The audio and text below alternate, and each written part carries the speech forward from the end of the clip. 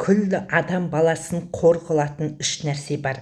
Білгіңіз келе ма? Видеоның соңына дейін көріңіз және маған тіркеліп алыңыз, мен жоғалтып алмау үшін.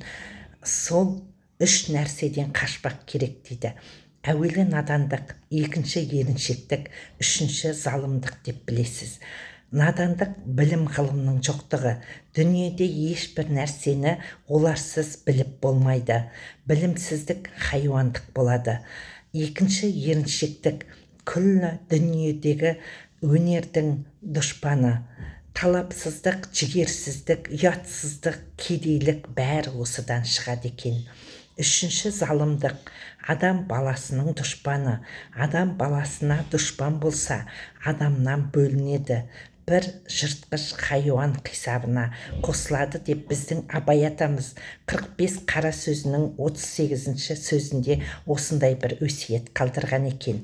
Міне осы 3 қасиеттен арылса, адам болмақ екен.